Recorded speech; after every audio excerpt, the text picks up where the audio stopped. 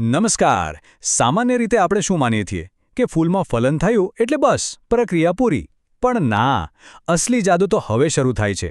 ફલન એ અંત નથી, પણ એક અદ્ભુત સફરની શરૂઆત છે. એક એવી સફર જે એક નાનકડા ફૂલની અંદર બીજ અને ફળને જન્મ આપે છે. તો ચાલો આજે આખી પ્રક્રિયાને એકદમ નજીકથી જોઈએ. તો સૌથી પહેલો અને મુખ્ય સવાલ એ જ છે કે ફલન પછી ખરેખર થાય છે શું? ફૂલની પાંખડીઓ ખરી પડે પછી શું? વનસ્પતિના જીવનચક્રનો સૌથી રોમાંચક અને મહત્વનો તબક્કો હવે શરૂ થઈ રહ્યો છે. અને આ બધું ક્યાં થઈ રહ્યું છે? અંડકની ઊંડાઈમાં, જ્યાં ભવિષ્યની આખી પેઢીનો પાયો નંખાઈ રહ્યો છે. ફલન થયું કે તરત જ વનસ્પતિ એક 2 સ્ટેપ પ્લાન પર કામ કરવાનું શરૂ કરી દે છે. પહેલું, આવનારા બાળછોડ માટે ભોજન તૈયાર કરવું, જેને આપણે કહીએ છીએ ભ્રૂણપોષ. અને બીજું, એ બાળછોડ એટલે કે ભ્રૂણનો વિકાસ કરવો. આ બંને પ્રક્રિયાઓ એકદમ સાથે ચાલે છે, જાણે એકબીજાનો હાથ પકડીને. સારું, તો સૌથી પહેલાં વાત કરીએ ભ્રૂણપોષની. આને આપણે ભ્રૂણનું પહેલું ભોજન કહી શકીએ, અથવા તો એનું લંચ બોક્સ. આ એક એવી ખાસ પેશી છે જેનો એકમાત્ર હેતુ છે વિકાસ પામતા ભ્રૂણ માટે પોષણનો સંગ્રહ કરવો. એના વગર તો ભ્રૂણનો વિકાસ થવો અશક્ય જ છે. પણ એક સવાલ થાય, વનસ્પતિ પહેલાં ભોજન કેમ બનાવે છે અને પછી ભ્રૂણનો વિકાસ કેમ શરૂ કરે છે? વિચારો તો, આ કુદરતની કેટલી સ્માર્ટ સ્ટ્રેટેજી છે. એ પહેલાં એ ખાતરી કરી લે છે કે આવનારા નવા છોડ માટે પૂરતું જમવાનું તૈયાર છે કે નહીં.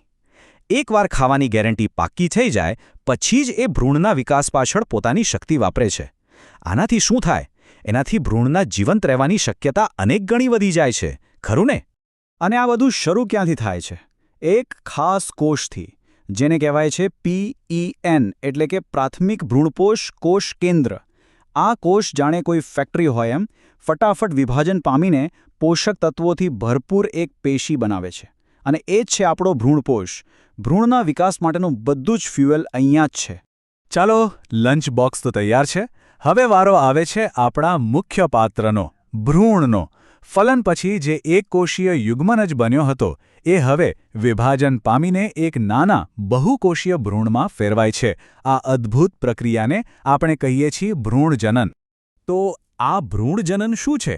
સાદા શબ્દોમાં એ એક કોષમાંથી એક આખો નાનકડો છોડ બનવાની જાદુઈ પ્રક્રિયા છે.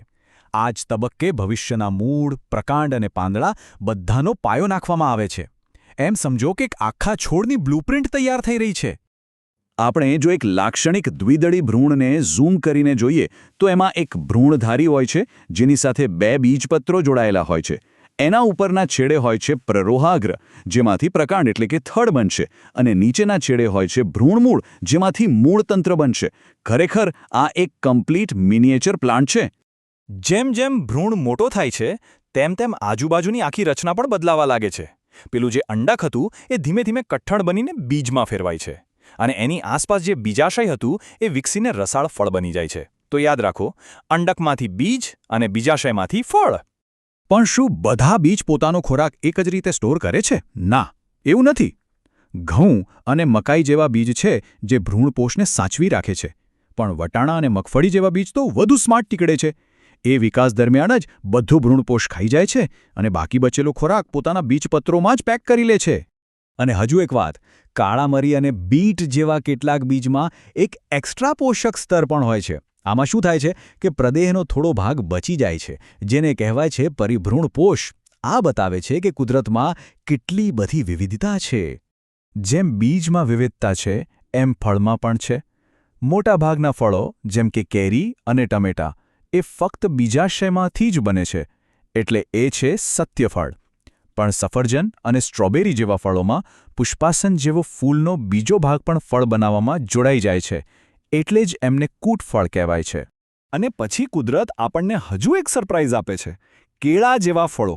આ એવા ફળો છે જેમને બનવા માટે ફલનની જરૂર જ નથી. એ સીધા જ વિકસી જાય છે અને એટલે જ એમાં કુદરતી રીતે બીજ હોતા નથી. કેટલું અદ્ભુત! બીજ માત્ર પ્રજનનનું એક સાધન નથી. એ તો સમય અને ખરા પરિસ્થિતિઓ સામે ટકી રહેવા માટેનું એક નાનકડું ટાઈમ કેપ્સ્યુલ છે.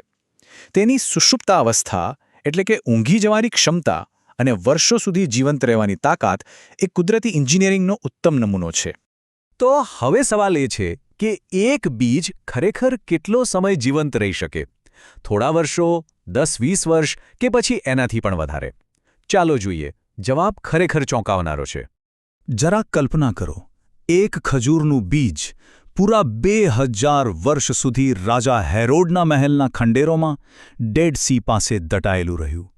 અને 2000 વર્ષ પછી જ્યારે પુરાતત્વવિદોને મળ્યું અને પાણી આપ્યું, ત્યારે એ ફરીથી જીવંત થઈ ગયું અને એમાંથી અંકુર ફૂટ્યું.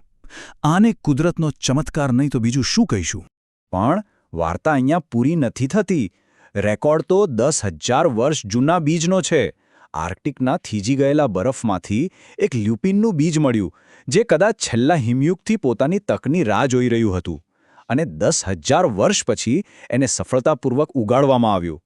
આ બતાવે છે કે બીજ જીવન ટકાવી રાખવાના અસલી ચેમ્પિયન છે. હવે વાત કરીએ પ્રજનનની દુનિયાની એક મજેદાર છેતરપિંડી વિશે, અસંયોગી જનન. આ એક એવી પ્રક્રિયા છે જે દેખાવમાં તો લિંગી પ્રજનન જેવી લાગે, પણ વાસ્તવમાં છે નહીં. સાવ સરળ શબ્દોમાં કહીએ તો આ ફલન કર્યા વગર જ બીજ બનાવવાની એક શોર્ટકટ પદ્ધતિ છે. તો આ કામ કેવી રીતે કરે છે? બસ 3 સિમ્પલ સ્ટેપ્સ છે. પહેલું, બીજ બને છે. બીજું, કોઈ ફલન થતું નથી. અને ત્રીજું, પરિણામ શું મળે? માતૃ વનસ્પતિનો એકદમ હૂબહૂ ક્લોન. સારું, આ બધી વૈજ્ઞાનિક વાતો તો રસપ્રદ છે, પણ આનો આપણા ખેડૂતોને શું ફાયદો? શું ખેતીવાડીમાં આનો કોઈ વાસ્તવિક ઉપયોગ છે? જવાબ છે હા, અને એ પણ ઘણો મોટો. જુઓ, ખેડૂતોની એક મોટી સમસ્યા છે સંકર બીજ. એ પાક તો જોરદાર આપે છે, પણ એના બીજને ફરીથી વાવી શકાતા નથી, કારણ કે સારા ગુણો આગલી પેઢીમાં અલગ પડી જાય છે. એટલે ખેડૂતોને દર વર્ષે મોંઘા બીજ ખરીદવા પડે છે. હવે વિચારો કે અસંયોગી જનન આખી ગેમ કેવી રીતે બદલી શકે છે. તે સંકર છોડના સારા ગુણોને લોક કરી દે છે. પરિણામે ખેડૂતો પેઢી દર પેઢી એક જ બીજનો ઉપયોગ કરીને એક સરખી ગુણવત્તાવાળો પાક મેળવી શકે છે. આ ખેતીમાં એક મોટી ક્રાંતિ લાવી શકે છે. અંતે આખી ચર્ચાનો સાર એક જ વાક્યમાં સમાવી શકાય. બીજ એક સ્વનિર્ભર, સુરક્ષિત અને પોષણયુક્ત જીવન સહાયક પ્રણાલી છે, જે વિકાસ માટે બસ યોગ્ય ક્ષણની રાહ જોઈ રહ્યું છે. એ ભૂતકાળને ભવિષ્ય સાથે જોડતી એક જીવંત કડી છે.